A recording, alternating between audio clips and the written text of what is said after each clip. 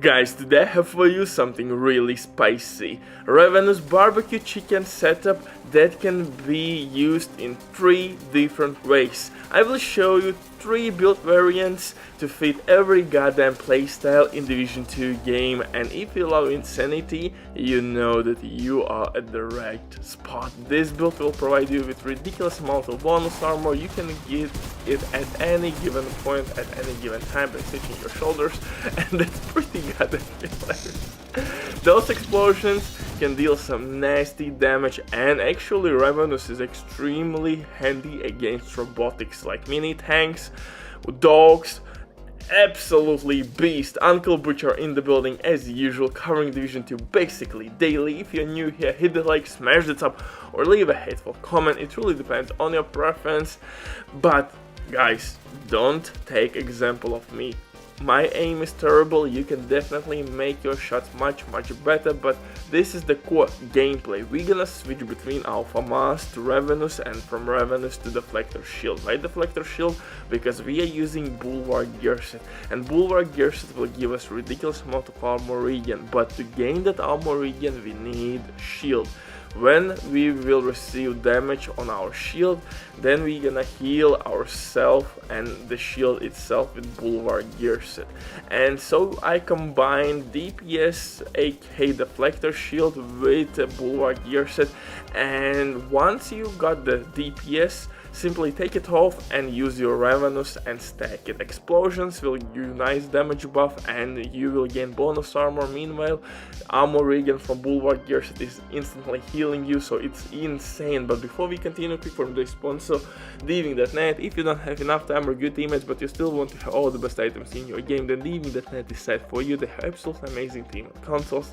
They will complete your order super quick. Everything happens through account sharing. This service has been working for many years. They have tons of customer reviews. You can check everything by yourself, but now with my promo code RVDIV you will have 15% discount on absolutely all services. But now let's get back to this setup, and like I said, it's pretty goddamn OP. And I forgot to mention one more really important thing. We have tons of protection from elites, although I think on legendary difficulty protection from elites is not that really important. For heroic control points, the different story.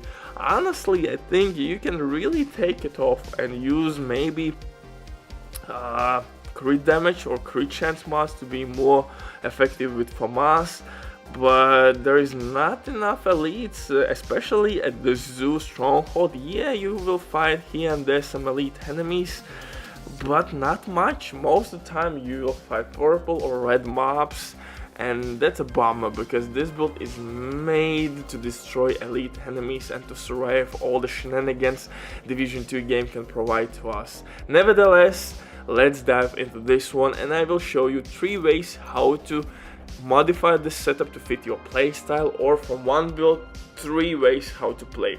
Specialization will be the same, so we're gonna stick with survival specialization to gain extra protection from elites, medkit that gonna heal us and our teammates, fire grenades for crowd control reasons, which you can actually switch on the fly with concussion grenades. On Xbox there is basically one button press and you can switch grenades really easily on the fly by tapping one button. I think on PC it's the same, maybe by scrolling the mouse or one keyboard press. So this is really nice life quality improvement in the game. And like I said, this build is made to destroy elites, and only thing where you can encounter tons of elites right now in the game is control points, for level 4 control points, elite resource convoys, and countdown. Even incursion, our new incursion will throw at you not that much elites.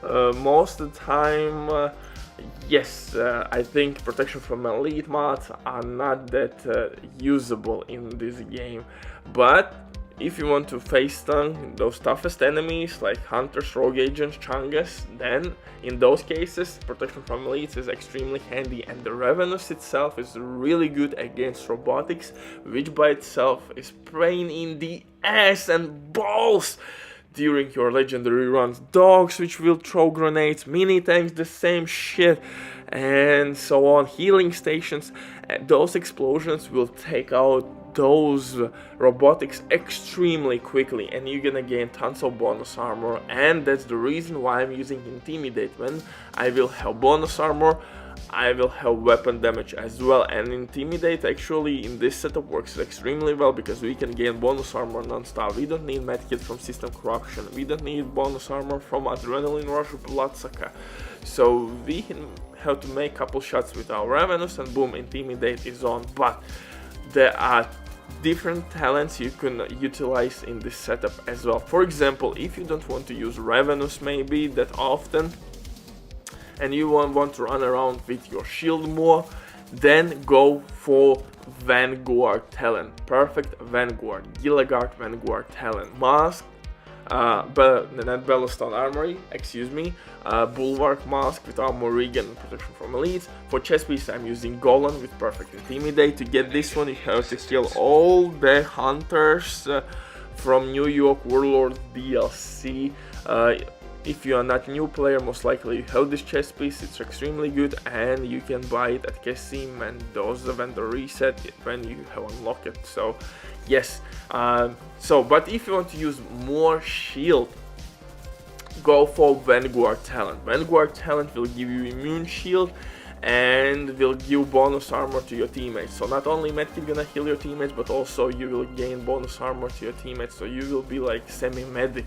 Extremely dope setup, and Immortal Shield can save your ass sometimes because you're gonna block all incoming damage. Sometimes enemies can hit your head, but not with Vanguard talent.